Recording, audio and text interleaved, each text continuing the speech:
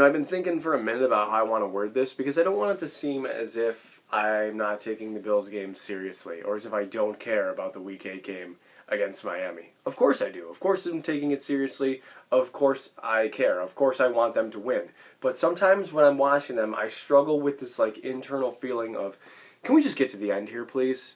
You're not actually going to lose this game. Miami's not good enough to beat you. Just get to the end with the win, and let's move on to next week. And then it's kind of a product of this eagerness to get to the playoffs. I watched the Bills go 13-3 last year and go to the AFC Championship game. I kind of have this expectation for them to do it again. This is, uncharted territory, I suppose, for Bills fans. We haven't really felt like this since the early 90s, I suppose. I think there was fans that expected them to make the playoffs last year, but they were so good that they were so entertaining to watch. Now we have this expectation for them to win the division, for them to be very good, for them to probably make the AFC Championship game again, to have home playoff games, maybe 2 or 3 home playoff games, depending on home field advantage or whatnot. That's neither here nor there at this point. But we know the Bills are good. We are very confident in their ability to make the playoffs, to go deep into the playoffs. So you just kind of want to stay healthy and get there. And against Miami this past Sunday, obviously they come away with a double-digit win, 15-point win, a backdoor cover for those gamblers out there. A crazy backdoor cover, honestly.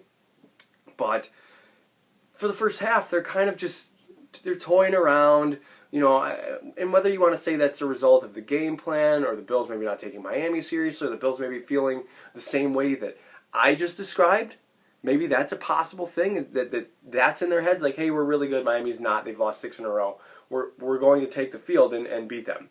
I don't think that they do that because I think Sean McDermott is a good enough head coach to keep them focused, to not take anybody super lightly. And to be honest, I haven't really felt the way I felt in the Miami first half since week 1 against Pittsburgh. But that game, like that performance lasted the entire game. So we're going into halftime, 3-3, getting a nice turnover from Micah Hyde at the end of the half. And I'm thinking, God, this cannot turn into Pittsburgh because something stupid will probably happen and Miami will not necessarily find a way, just luck themselves into a way to beat the Bills. And, as much as I'm thinking that, I'm thinking there's just no way. I mean, did you watch Miami? Miami is bad. I talked about this last week in my preview video. They are just bad. I like their coach. I think Brian Flores seems like a smart guy. Seems like he's got his head in the right place or something. But, I don't know if it was him that wanted the Tua pick, or if that kind of came down from the GM or came down from ownership or whatever. But I feel bad that he is saddled with him. Unless, of course, he is the man that decided to pick him. Tua's bad, guys. Tua is every bit as bad as he looks on TV at the games. Everything is like a 4-yard pass. He really can't hit anybody in stride. He's checking down to the running backs. He is throwing to tight ends that run 4-yard routes, stop and come back like this. He's throwing to Jalen Waddle like that as well, who is a speed threat. He's throwing a jump ball here or there to Devontae Parker, and Devontae Parker's a big enough player, a good enough player, really, to come down with a couple of those, and he did. He got 8 for 85. Devontae Parker's one of those weird players that just seems to always have success against the Bills. I don't know that he does, but it just feels like it. The Dolphins have always had this player. Used to be Chris Chambers, remember him? Now it's Devontae Parker. But the difference is the Bills are too good for the Dolphins. They really are. I mean, Stephon Diggs is too good for Xavier Howard. Dolphins fans love Xavier Howard. Love to tell you how good he is. He's given up the most touchdowns in single coverage, I think, all season, amongst any players, 7 or something like that. I don't know if he's necessarily checked out because there was a trade request on his behalf by his agent or something like that earlier in the off season, and that didn't come to fruition. And then he was like, "Yeah, well, I guess I'm good now." And he's making a lot of money, but it can't be fun. It can't be fun to be a Dolphins fan. It can't really be fun to be a member of that organization right now. I mean, 7-game losing streaks are just brutal. I mean, you look back at that game, like I said, it was 3-3 at halftime. Miami's driving near the end of the half, and there's some sort of miscommunication, and Gesicki runs across in motion, and it hits him. I feel bad for him, too. I think he's a very good player. He is kind of, I don't want to say Kyle Pitts, but like Kyle Pitts lines up at wide receiver a lot. Gesicki lines up almost exclusively at wide receiver. He's sometimes near the end of the line, near the tackles, but like he's never hand in the ground type of thing like that. You know, Kyle Pitts is probably a way better player than Gesicki ever will be, but I think that there's untapped talent there with Gesicki. I mean, he has put together some nice games, but Tua's brutal. 21 of 39 for 205 and a pick. Took a couple of sacks. I mean, he probably should have threw 4 picks. When he drops back, I don't know if it's because of his height or anything like that. His passes just have this little bit of sail to them, and I'm like, that's going to get picked. That's going to get picked. When he lets it go, I'm just like, that's picked. Because there's just too much, there's just this little bit of air underneath his throws. And it just looks like it's going to be intercepted all the time. Jordan Poyer finally gets one, with the Bills up 9 late, and they end up scoring a touchdown to go up 6, or to go up 15, I should say. And really put the game away. But yeah, I mean, to their credit, I guess, it was a 6-point game with 9.5 minutes left in the fourth quarter.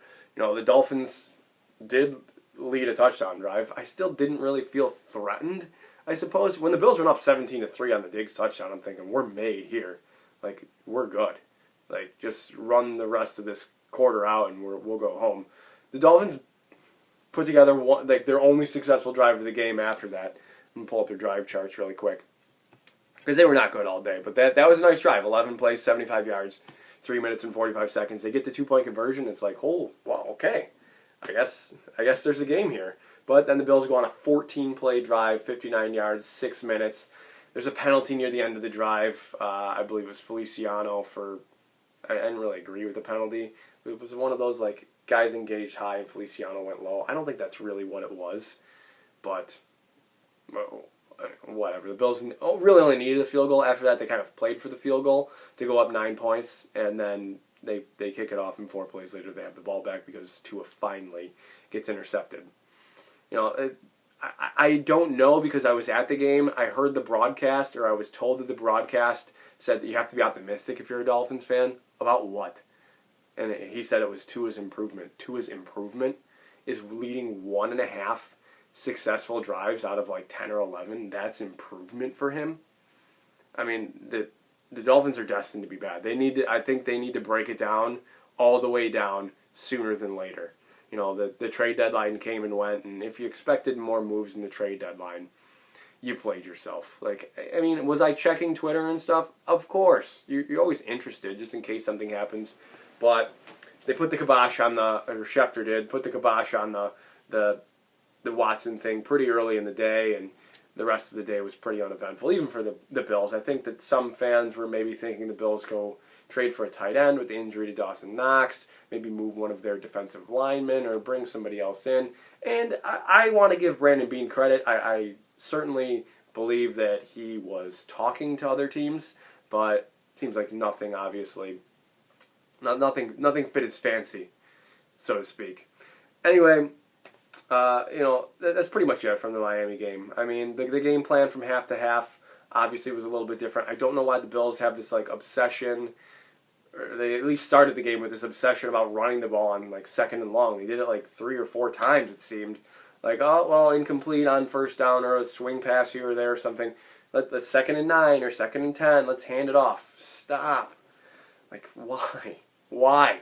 Why are they so insistent on like showing people they can run the ball? I mean, they're not that good at it, obviously. Allen, I believe, was the leading rusher on the day. Let me take a look. There it is. Allen, 55 yards, yeah. Singletary, 7 for 28. Moss, 8 for 19.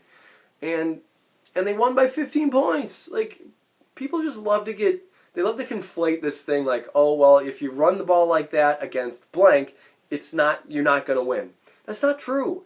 Each game has its own, not game plan, but like each game has its own story, its own matchups. The NFL is like a matchup-based league. Like, for some reason, the Bills have struggled with Tennessee, maybe because they run the ball so well with Derrick Henry, or for whatever reason. Or maybe A.J. Brown is just a mismatch for Tre'Davious White. Tre'Davious White's not mismatched by many guys, but like maybe A.J. Brown is one. Maybe Devontae Parker is one. But the Dolphins are so bad elsewhere that it doesn't really matter. Each game is not necessarily going to, what's the word here? It's not necessarily going to be indicative of the other. Each game is its own individual thing. I don't think like, oh, well, if the Bills have a first half like that. Like, yeah, if they have a first half like that against Tampa Bay, they're probably going to lose. But I'm not going to assume that they will, because they're not going to run the same plays in the same order against the same team. It's just all different. Josh Allen said it best at the end of the game. Okay, I thought he said it perfect. Nail on the head. We're not trying to be the best team in the league every Sunday. We're just trying to be the better team that's on that field. Something to that effect. Perfect. Yes, exactly. Just be better than who you're playing against that day. The Bills have that capability week in and week out because they're talented enough. They're coached well enough. And that's that. So I want to touch on the AFC really quick. You got a couple good things that happened, I suppose. The Bengals end up losing to the Jets and Mike White. The Bengals are just so weird. Like, I can't take them seriously, as talented as they are. Love Joe Burrow. Love Jamar Chase. Love T. Higgins. Love Tyler Boyd. Joe Mixon. Sure, fantastic running back, in his own right. They have good players on defense. Like, if you go to Bengals Twitter, like, they just obsess over Jesse Bates. Just one of the best safeties in the league. Maybe he is. I haven't really watched enough of him to say either way. But, like, there you are, losing. They almost lost to Jacksonville, if you remember earlier in the year on Thursday Night Football. They didn't. But now they go lose to Mike White and ruin so many people's survivor pools, I'm sure. After beating the Ravens. Like, that's just so them. Like, you get over this hump. We beat the Ravens on the road. And then we come back and lay an egg against the Jets.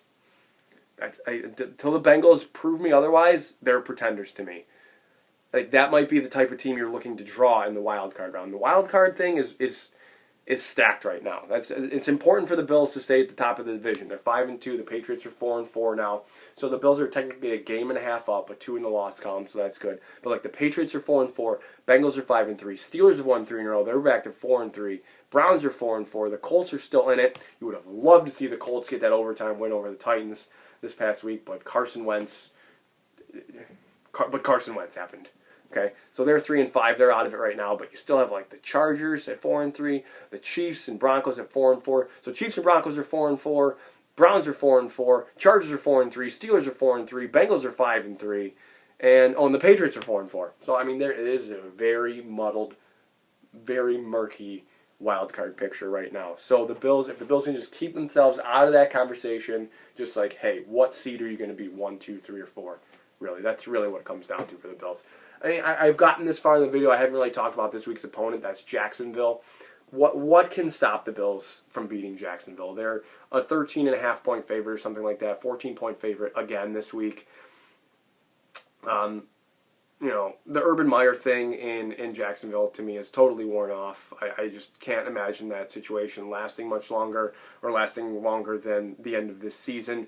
Urban Meyer got so stressed from losing one game at Ohio State and Florida that he had to retire a couple times. I can't imagine how he's handling this. And we've seen it off the field with some off-the-field issues. Trevor Lawrence looks like he gets the part. They're just like a weird team. Okay, they have fantastic players. I know DJ Chark is out with a broken ankle. But I like James Robinson. I like Laviska Shenault. Jamal Agnew has blossomed into kind of a weird player for them, like an oddly talented player for them. Marvin Jones is a deep threat. They just can't protect Trevor Lawrence. Trevor's running for his life out there. He's thrown 9 interceptions, completes about 60% of his passes. He's only been sacked 11 times, just a little bit more than once per game on 4% of his dropbacks. But he has this capability. It's been uphill for him. The situation is not a healthy one. And on defense, they're just as bad. And that doesn't really make as much sense to me. I guess they don't have a ton of talent, but Miles Jack is still there. Josh Allen is still there. They're Josh Allen. They have Tyson Campbell they drafted. They traded C.J. Henderson. Kind of weird. Clavon Chason from LSU, maybe going to turn out to be a bust. I don't know. It just doesn't work for them. Again, kind of like I just talked about with the Bengals. No matter what the Jaguars seem to try to do or want to do, it just doesn't work out for them. So can they beat the Bills on Sunday? I mean, out of 100 times, I'm going to say if the Bills played at Jacksonville 100 times with these rosters, the Bills win 93 of them. That's really the odds in giving Jacksonville to beat the Bills on Sunday. The only thing that really hold the Bills back, I suppose, is a slow start like they had last week. A couple of injuries. Obviously, some injuries crept up on them over the bye week, and now the bye week is behind them, and they have a couple more injuries. So that's not ideal. On offense, it's Spencer Brown, John Feliciano. We don't really know how long either of them are going to be out. So there's going to be some shuffling on the offensive line, so maybe Jacksonville can get some pass rush in there or something.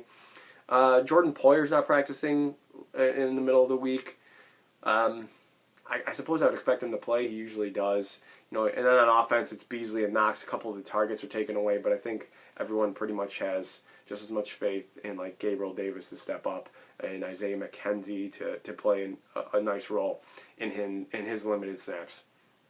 Whoever needs to step into that role if Beasley isn't going to play with that rib injury he suffered towards the end of. It was definitely in the second half of the Miami game, and he was the difference maker really in that game. They just started exploiting. That's what I meant about matchups. It's a matchup-based league. They were like, oh, this matchup is here.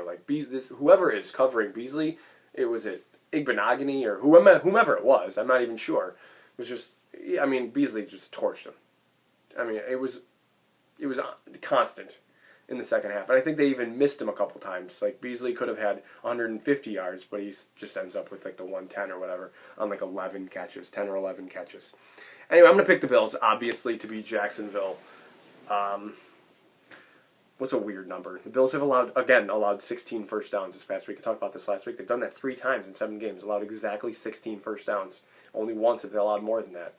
Jacksonville's struggling to score 20 points. They're just shaving it, so 20. I'll give them 20. Exactly 20, and I don't even know why, because I think the Bills are too talented on defense to give up 20 to Jacksonville. But I'll say garbage time points. Bills, 37-20. Guys, enjoy the rest of your weekend. Hit me up on Twitter. My Twitter handle and YouTube username are the same. Enjoy your weekend. I'll be in Jacksonville. See you there. As always, above all else, go Bills.